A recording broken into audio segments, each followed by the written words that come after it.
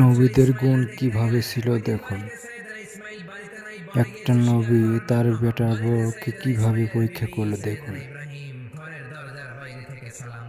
যে পরীক্ষায় উত্তীর্ণ হলো সেই লাভবান হলো, আর যে পরীক্ষায় পরীক্ষায় উত্তীর্ণ হলো না তার মুখ খুললো। কথাগুলো শেষ পর্যন্ত শুনে যান। স্বামী যখন বন থেকে ফিরবে তোমার স্বামীর একটা সালাম দিবা, বলবা ঘরের দরজার চৌকাঠটা যেন তোমার স্বামী পাল্টে দেয়।